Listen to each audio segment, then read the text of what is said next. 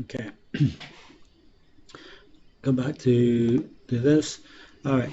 So let me zero in if I can on just so you know. The basic product cost, the cost of anything you buy, no matter what it is, can be broken down as follows. There is a direct cost, which is your materials, your labor, your manufacturing costs. Those are direct because it means for every part I make, I have to buy or do something. There's the indirect cost of that product, which is the supplemental manpower in a company, which is your purchasing people, your quality people, your engineers, your accountants. Those are indirect costs, your maintenance that are not assigned specifically to the making of that physical part. Okay, there's a cost to do that. There's an overhead cost, which includes your buildings and your salaries and different things and benefits. They're called overhead costs. And then, of course, there's profit. These four things add up to what we call price. When you buy a $100 item, in this particular case it's a 85, there's a $110 part here. The price is $110. The cost is actually $95. Okay. What is key for you when you talk about cost improvement is that you differentiate between price and cost. The reason for that is the price is what the customer, the supplier is willing to sell it to you, but that includes profit. And if I say to you, I want you to reduce the price from $115 down to, I want you to save 10% of that, you're going to put downward pressure on everything here. Okay, all right. So the four items, the three items here, overhead cost, indirect cost, and direct cost, they are your areas for cost opportunity, because the supplier, actually, that's not his money. This is the supplier's money because that's what he takes and puts in his bank. These other three things are costs that he has to shell out. When he buys raw material, he has to pay the supplier. When he has people working in a plant making parts, he has to pay their wages. So all it is your money coming into the company and back out. These sections all go back out to other people. It's not really the supplier's money. This is what he's interested in. He wants to maintain his profits. And as a purchaser, when you say to your supplier, I want to reduce my cost, I want you also to tell him, I want to exclude the profit. We're not going to touch your profit. If you've got 15% profit, 15% profit stays in place. What I like to do is try and reduce the cost because it's not his money. He is more willing to fight with you and help with you reduce these costs because he's already paying them out to other suppliers than he is when you say, I want to take away your profit. By telling and declaring, I'm not going to touch your profit margins, you give him a measure of confidence that he's going to be whole at the end of the day. So I want you, on any cost improvement opportunity, I want you to focus on cost, not price. And if you leave the supplier's profit in place, they're more inclined to work with you to take cost out. Okay? A little bit about overhead. Overhead is a subjective number. It's a number that the accounting department says all my engineers, all my buildings, my facilities, etc., they're overhead, and they try to allocate through cost management a portion of that overhead to every part that they make. Okay? So the overall cost is allocated to pieces sold. A company wants to make sure they absorb all of this cost, make sure they can pass this on to the customer.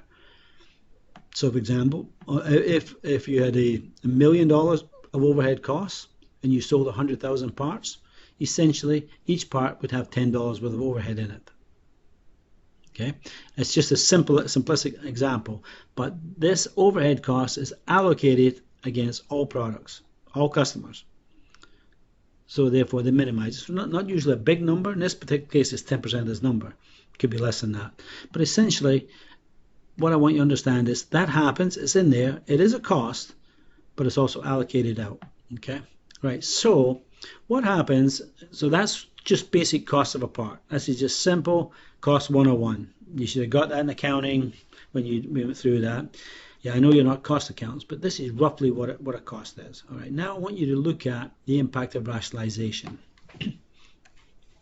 So here's the scenario I've done for you. I've given an example. There is 6 suppliers here, black box suppliers, gray box suppliers, and white box suppliers. And I've given you their overhead cost, and I've given you the volume of parts that they supply for you. Okay, and therefore I've calculated based on the calculation the overhead cost per piece, 50 cents, 75 cents, etc. Small chicken shit numbers, right? Chicken shit numbers. But at the end of the day, this supplier, based on the customer's got 600,000 units of value. He's given them to 6 different suppliers, and he's given them all equal value because he doesn't want to differentiate for whatever reason. I would say the person who's doing this is a very simple, uneducated buyer. Okay, because why would you give 6 suppliers volume, and therefore the overall cost is $275 for overhead, right? So that's what he's paying. That's what it is. And so the trouble is, when I say to you, I want you to rationalize, I want you to take these 6 suppliers, and I want you to study for me and take it down to 2 suppliers. Okay, the little arrow says you move forward, and you take it down to 2 suppliers, and what you're doing, it doesn't matter what 2 I pick. There's no logic to this other than an example.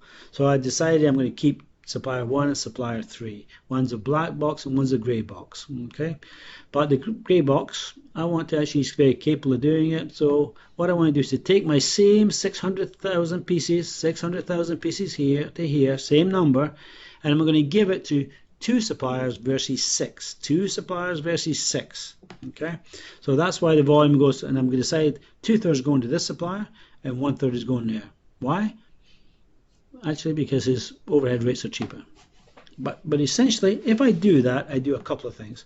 First of all, I drop my overhead cost from $2.75 to 35 cents, because the overhead doesn't change based on volume. That's all outside of the physical volume. The direct cost may change and go up and down, but the overhead cost is the same number of salary people, the same number of buildings, the same plant space. But now he's got 200,000 pieces to allocate it to, and he's got 400,000 pieces to allocate it to. His cost went from 50 cents to 25 cents. Why? Because he doubled his volume. So therefore, he can allocate more money per part to that. So therefore, it drops down. He still gets his money, but spread over more parts. In this guy's case, he went from 75 cents, because he had 100,000, down to 10 cents based on the same calculations, right? Same numbers of this here. Went from 40 cents down to 10 cents. So all I'm trying to tell you here is, when you rationalize, you take the volume that you spread over your 6 suppliers, and you say to 4 suppliers, thank you, but I need to rationalize, I'm no longer going to do business with you. And you give this, the 2 selected suppliers, or 3, whatever you decide, you can give them the total volume, which says, even based on a simple calculation, I would save about $2 million in overhead cost because over the volume, because that's what it is.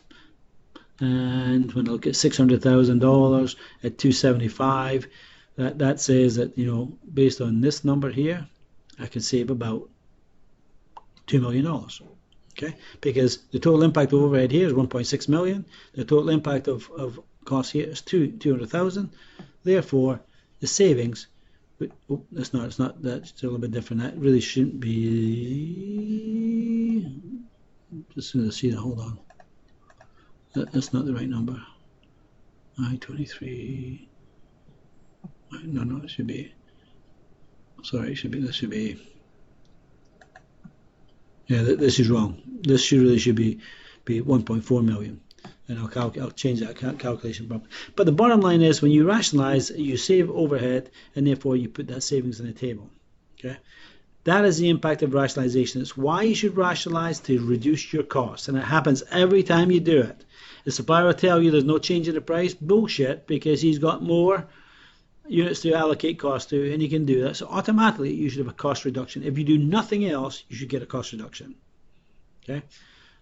The other beautiful thing is, when I take all this volume and I give it to 2 suppliers, it means that you will reduce your direct cost because of increased volume. Okay. As you know, when you get more volume, you then can negotiate better prices. Volume up means cost down. Supplier sells it to you for $20 a ton for a small volume. He'll sell it to you for $15 a ton for high volume. It's a law of nature. Therefore, let's assume you could save 10% of your savings based on this. Again, 600,000 units at an average of $65 of direct cost, you would save $300 million, $3 million, $4 million. This is the beauty of rationalization. Take 6 suppliers, reduce them to 2, increase the volumes of both suppliers, and you'll see reductions in overhead and direct cost. The indirect costs may go up. The direct costs may go up also, but essentially it should still come down because your raw material is probably 60% of this number. Does that make sense to you? It's the first time I've tried to quantify it like this. I normally do it on a blackboard for you, a whiteboard in class. But essentially, if you do this, that's the impact of rationalization. 6 suppliers to 2 suppliers, reduce your direct costs, reduce your overhead costs. It means you save money. Doesn't matter what these numbers are, we'll fix it, but it doesn't matter what they are. It just happens every time that I've tried to do this, every time I have done this. And as soon as I see a supply on a particular part number or commodity, there's this many suppliers, you do not need this many suppliers. There's no way that you need 6 suppliers. You can take it down to 2 or 3. And sometimes, but I don't want you to go to 1. Because the logic you should have is, if I save money by going to 2, I'll save more money if I go to 1. Yes, you will, potentially. But you also introduce the risk of a monopoly. And that is what you don't want to do, because eventually the monopoly will come back to you and put your price back up because you have no choice. Okay? Questions on this? And again, I've posted it. It's on your blackboard, but ask your questions here, please. I was wondering, so is this rationalization, is this something that would cause the bullwhip effect? No, bullwhip effect is caused by ordering patterns. So it's a good question. Remember, what happens is that you're the customer. Who am I speaking to, by the way? Sorry, I can't see. Osama. Okay, so this is the way you look at this. Is the bullwhip effect happens when the customer says, "I want to order 1,000 parts."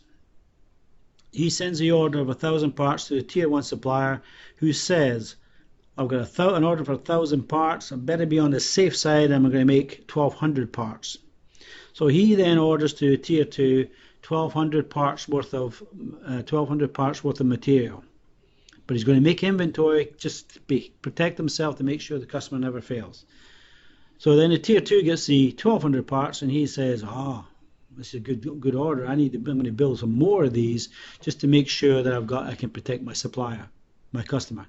So he then orders 1,500, makes 1,500 parts rather than 1,000 the customer asked for, and he orders to his tier 3 supplier 1,500 parts worth of materials. The tier 3 does the same thing. Everybody wants to cover their ass because of poor system management, poor control, so they all increase the estimated order from the customer, unbeknownst to the customer, by the way, just to protect their ass internally, because they always build that safe 20% safety factor. So when you look at the customers asked for 1,000 parts, and there's actually 1,500 parts worth of material in the system, just by cover your ass mentality. That is the effect of the bullwhip, which means it starts from a small number and expands to a larger number the deeper it goes into the supply base. Where that hurts the supplier, just so you know, where it hurts the supplier is suddenly the customer says, "Sorry, I don't need 1,000 parts, I only need 500. Now he's going to try and negotiate the other 500 away. There's costs associated with those that may have been incurred. But the customer doesn't want he only wants 500. So then he has to negotiate with the tier 1 supplier, saying, "Sorry, I'm not going to buy 500 more than this, but I will pay for any raw material you've purchased for my 1,000 parts." Because if he's already purchased it, he's going to try and buy the raw material. Well, the supplier then says, "Well, I ordered extra material. I'm not paying for that because I didn't order that. I ordered 1,000 parts, therefore that's all I'm going to be held accountable for." So he says, "Nope, I'm not paying for that." So therefore, he's not getting paid for his extra inventory and extra materials he bought. And he has to now tell this tier 2, "By the way, I don't need your parts either," who's now got 1,200 parts or 1,500 parts in the next level. So everybody's left holding inventory. The customer, he's only going to pay for what he ordered. He's only going to pay for any impact that he caused by cutting his order, not all the mistakes that you made and not all of the cover your ass concepts you put into place. That is the effective bullwhip, is small number ordered, much larger quantity produced, just in case. And therefore you end up with high inventories, and every time somebody holds inventory, the extra cost is about 20%.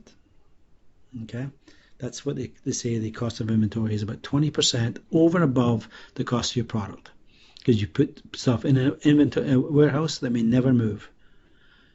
The best way that you can do it is you order 1,000 parts, your tier 1 makes 1,000 parts, your tier 2 makes 1,000 components to go into the 1,000 parts, and the tier 3 makes the raw material for the 1,000 parts. Is there risk involved with that? Yes, there is. But the customer doesn't care about the risk that you've got, because his system says I only need 1,000 parts. That's all he's willing to pay for. Does that make sense? Yeah, it makes sense. Okay. All right. Okay, good question. So this is posted out there.